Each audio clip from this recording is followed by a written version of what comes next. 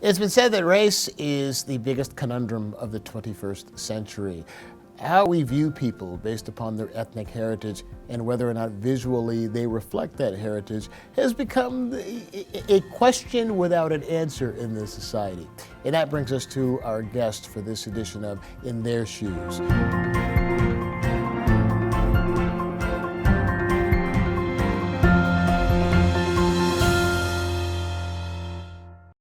Garrett, welcome. Good to have you, man. Good to be here. Okay, we're going to talk about exactly why it is that you are here. Now, I look at you, and you are a white man. Tell me what your heritage is, your ethnic heritage is. My father is black.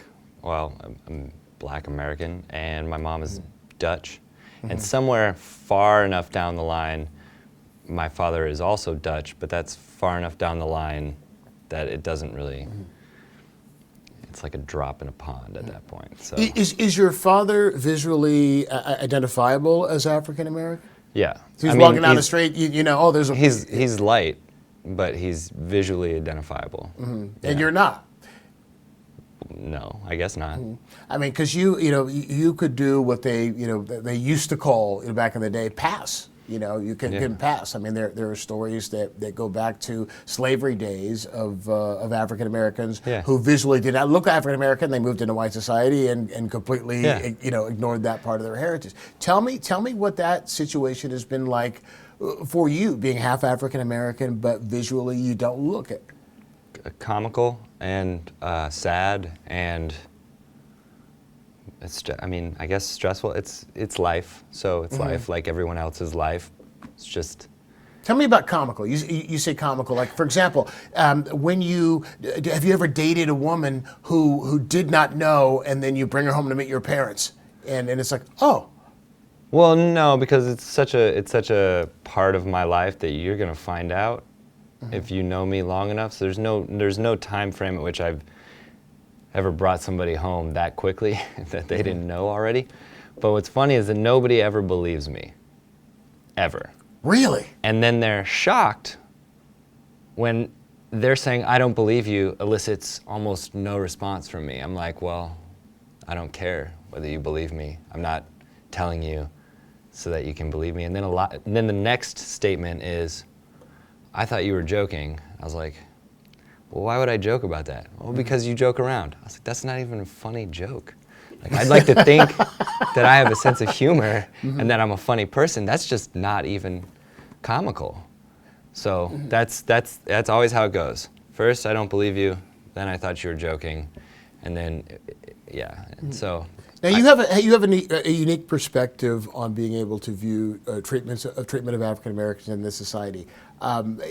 Give me some insight. I mean, like, have you been places with your father where your father perhaps was treated differently as you, or I'm assuming you probably have black cousins or black relatives. Have you been places with them, and they're treated one way and you're treated another way? As far as I can recall, I mean, I grew up in Berkeley, so I've been blessed to grow up in a very liberal place, and through most of my youth, I guess I didn't really recall it, but there were always the stories that my dad had, especially, I was born in '85, so at least it was in the '80s, but when my brother was born, he's 13 years older than me. I mean, my dad had stories about he always used to go places with his son and his white friend because he didn't feel comfortable reprimanding his son in public. So he'd always have his white friend, kind of take care of, like, hey, go get him and bring him back here, because my brother is also light and didn't want, because those kind of issues, I mean, they persist today. How do black people treat you who know? I mean, do Who they know? treat? Yes. Oh, they think it's a trip. I mean, at least I think so. Are you I hope accepted? so. I mean, if you go to the black community, are you? And I hate to say the black community, because what is that? But but do African Americans accept you as being African American? Yes and no. I mean, I don't always feel 100% accepted really anywhere I go. I mean, I could be white. Tell me why. Give me an example. Well, I mean, because the whole like concept of being black is based on the color of one's skin. It's a social construct. It's a social construct based on the color of one's skin. Black people are called black because I mean, first of all, African American doesn't really even make sense because there is no connection to Africa other than the color of one's skin, but that whole culture was stripped away. So then black is given to you, and that's based strictly on your skin. Well, I don't look black. And what's your birth certificate say? I'm curious in terms of race. I hope it says black. I haven't looked. I always check black or other. Sometimes I just check black just to watch the person's reaction, even though I know, and I know they don't. But I usually check black or other, and I write American because that's what I am. Because because I was born here, and my lineage stops at America. Right. That's where my family. That's everything. So I have the right to be that. A lot of people, I'm like, oh yeah, I'm American. Oh, where are you from? Oh, my family's from the Netherlands. Man, you're Dutch. I'm American. My family's from America. Let me ask you this. When I said you had a unique perspective, Yeah. you know, I'm sure have been privy to conversations that I might not be privy to.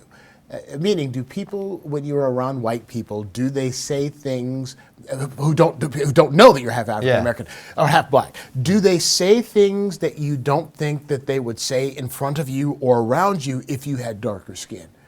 It's funny. It's not so much because it's everything that you'd think you'd hear, right? But you hear it from the person that you don't think you'd hear it from. Give me an example. Oh man. Well, growing up in Berkeley, I never heard.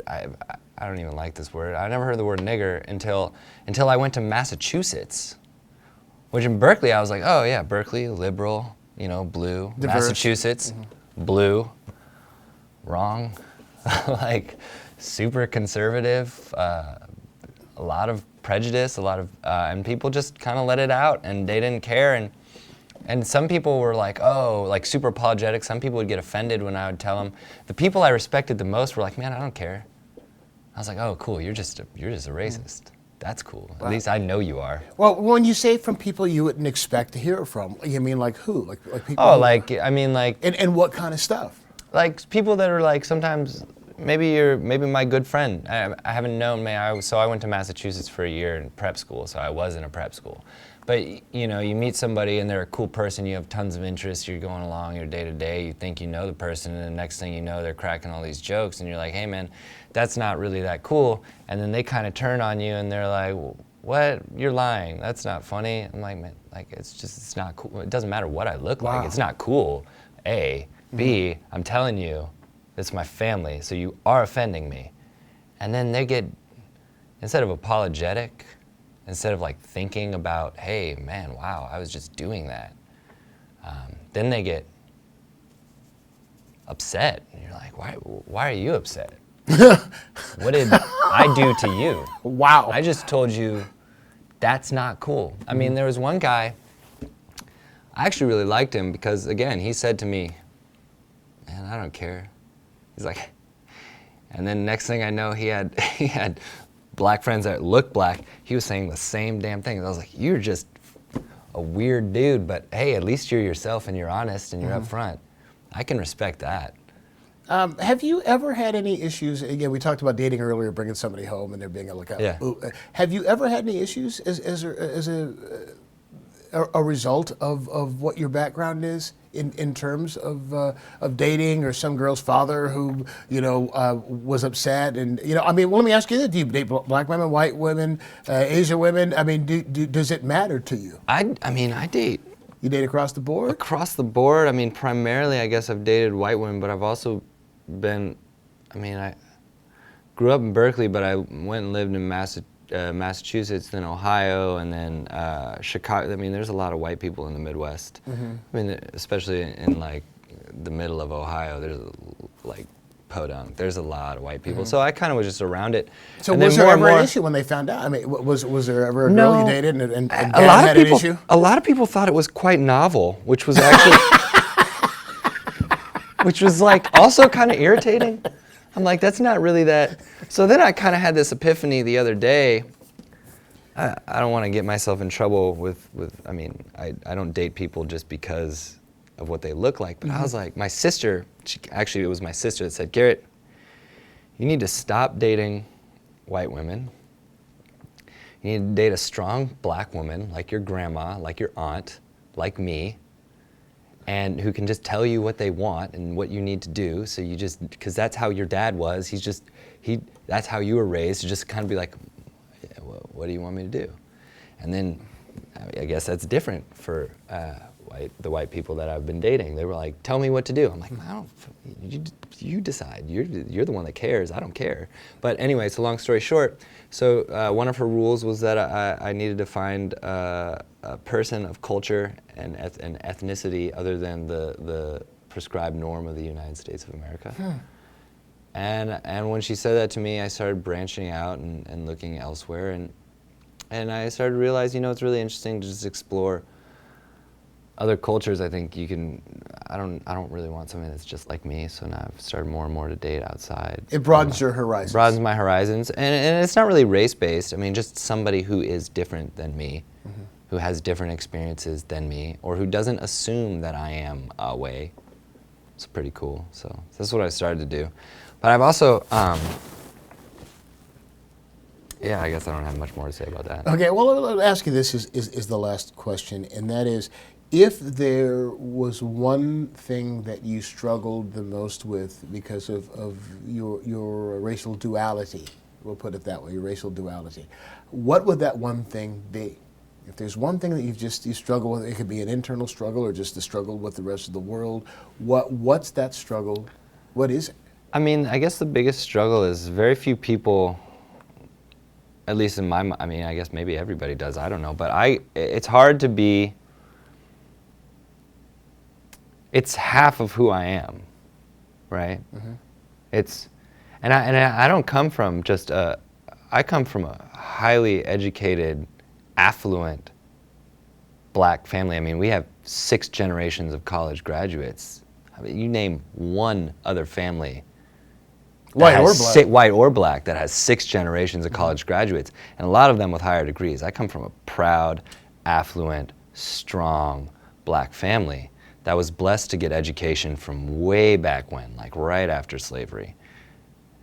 And to tell somebody that you're half black and for them to say, I don't believe you, get out of here, man. Like, what does it matter? I'm telling you who I am. I'm not asking for your permission. I'm not asking for you to believe me. I'm telling you. And to have people judge you based on the color of your skin, it's like, well then, why don't I judge everybody based on the color of their skin? And why don't I tell you what I think based on my judgments? And then when you get offended, why should I care? Garrett, thanks for giving us a few minutes to walk in your shoes. Yeah, thank you. Pleasure. Very cool, guys. That was awesome, man. Yeah.